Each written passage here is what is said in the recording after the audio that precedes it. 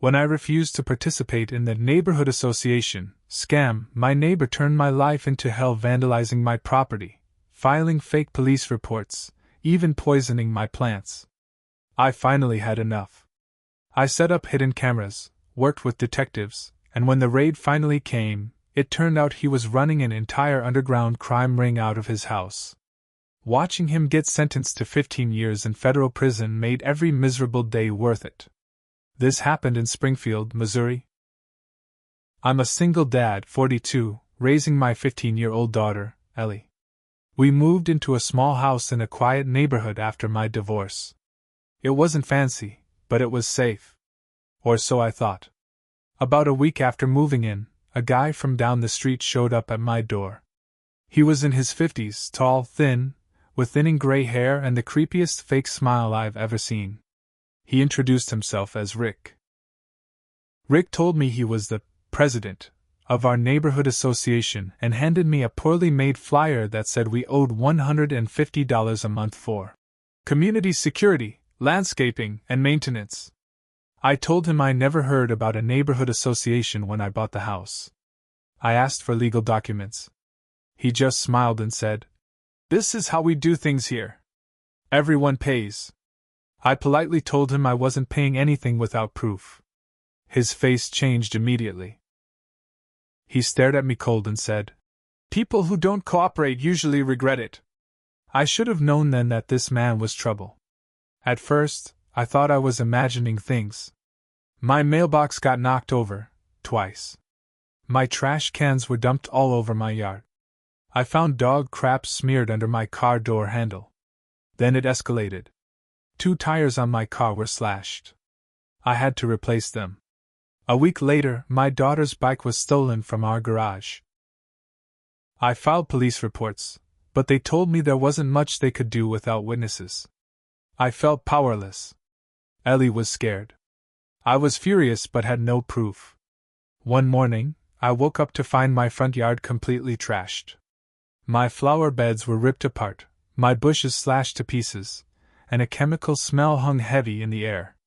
My tomato plants and rose bushes were completely dead. Ellie started coughing and breaking out in hives every time she went outside. I had to take her to urgent care. The doctor said she had an allergic reaction to some kind of chemical irritant. I knew it was Rick. I couldn't prove it yet, but I knew. I decided enough was enough. I installed multiple security cameras.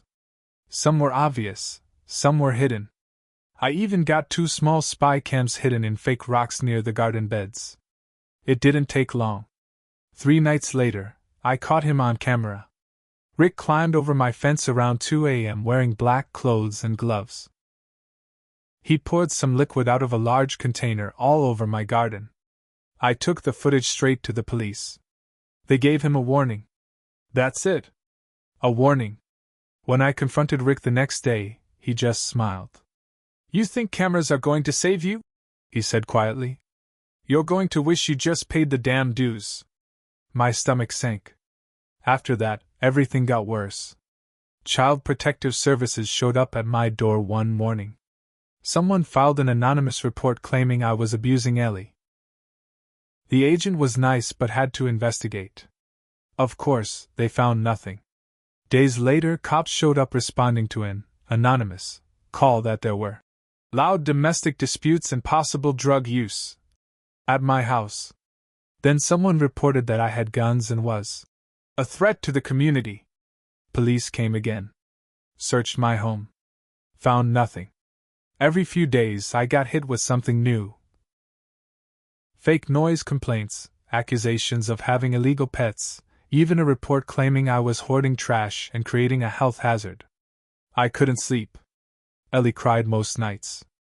We felt trapped in our own home. I knew this was all Rick, but I had no solid proof linking him to the reports. I doubled down. I added even more cameras. I set up motion detectors and voice recorders. I installed a dashcam in my car and carried a bodycam whenever I worked in my yard. Then, finally, I caught him again. Rick was caught on tape walking past my car late at night, pulling a nail out of his pocket and jamming it into my tire. Another night, I recorded him dragging a dead raccoon onto my front porch. I went straight to the police with everything. This time, I got lucky. I was connected with a detective named Sarah who actually cared. Sarah was sharp and professional. She told me quietly, "You're not the first neighbor who's had issues with him." She started digging into Rick's background. What she found shocked both of us. Turns out Rick had lived in 6 different states over the past 20 years under different names. Fraud charges. Identity theft. Suspicious activity, always settled out of court. Sarah suspected the neighborhood association scam was a long-running con. When she interviewed some of my neighbors, several admitted they had paid him for months because they were too scared not to. Armed with my video evidence and sworn neighbor statements, Sarah applied for a search warrant. I watched from across the street when the unmarked police cars rolled up to Rick's house early one morning. They swarmed in. The raid took hours. Cops carried out boxes and bags. I stood frozen as they brought out laptops, printers, stacks of fake IDs, social security cards, checkbooks, and envelopes stuffed with cash. They found guns, drugs, files on dozens of neighborhood families, social security numbers, bank info, even photos. Rick wasn't just running a fake HOA. He was running a full-blown criminal operation from his house. They hauled him out in cuffs. For the first time since I met him, Rick looked scared.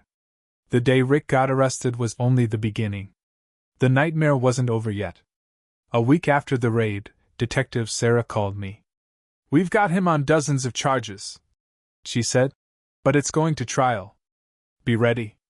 The list was staggering. Identity theft, credit card fraud, extortion, possession of illegal firearms, drug possession with intent to distribute, wire fraud, forgery, stalking, harassment, and tampering with evidence. Neighbors who had stayed silent before came forward. Some had been paying him for years. Others admitted he had threatened their pets, their kids, even slashed their tires when they questioned him. I was subpoenaed as the main witness. So was Ellie. I didn't want my daughter to have to relive any of it, but Sarah said her testimony about the harassment could be crucial. We spent weeks preparing. I handed over every video, audio clip, and document I had. I was terrified. Rick had gotten away with this kind of thing before. The trial lasted 2 full weeks in federal court. Rick sat there in an orange jumpsuit, smug at first. He had hired a cocky defense lawyer who tried to paint me as a bitter neighbor with a grudge. I took the stand. My voice shook at first, but then the anger took over. I told them about the mailboxes, the poisoned garden, the fake reports, the vandalism, the threats. They played the videos I had collected, Rick pouring chemicals on my plants, damaging my car, dragging dead animals onto my porch. The jury gasped. The prosecutors showed the fake IDs, the stolen checks, and even notes where Rick had written plans to harass non-payers into compliance. Rick's lawyer tried to claim I had doctored the footage, but forensic experts confirmed everything was authentic. Ellie testified too. I've never been prouder. She was scared but strong. She told the court about being afraid to leave the house, about crying at night when the police kept showing up because of the false reports. Her voice cracked when she said, "I thought we were going to lose our home." The courtroom was silent. On the 10th day, the jury came back. Guilty. On every single charge. Rick didn't smile this time. He stood there pale and shaking as the judge read out the sentence: 15 years in federal prison. No parole for at least 12. The judge called Rick a predator who used fear, manipulation, and fraud to terrorize an entire community. I stared at Rick as they led him away in handcuffs. I didn't feel relief yet. Just exhaustion. But then, for the first time in over 2 years, Ellie and I slept through the night without fear. The news stations ran the story. Fake HOA president exposed as ringleader of criminal enterprise in Springfield suburb. Neighbors thanked me. Some even cried. A few said they had been ready to sell their homes to get away. Detective Sarah stopped by my house weeks later. She handed me a small plaque. For outstanding courage and cooperation. We don't give these out often, she said, smiling. You earned it. I still have that plaque hanging by my front door. It wasn't about being brave. I was just a father protecting his kid. I thought Rick going to prison would mean everything would go back to normal. I was wrong. 2 weeks after the sentencing, I got a visit from a federal agent. He said, "We're still tracing Rick's network. You may still be a target." Turns out, Rick had people helping him. A former coworker of his had been slipping fake reports to city inspectors. Another guy, a so-called security contractor, had been paid to slash my tires and tamper with my car. Both were arrested in the months after Rick's conviction. One got probation for cooperating.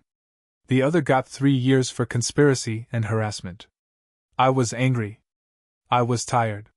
But at least it was finally over. The neighborhood changed after that. We held our first real community meeting. No fake dues. No threats. Just neighbors talking to each other for the first time in years.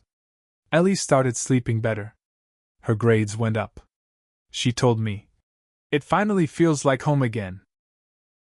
I went to therapy. I had to. The stress had aged me. I lost weight.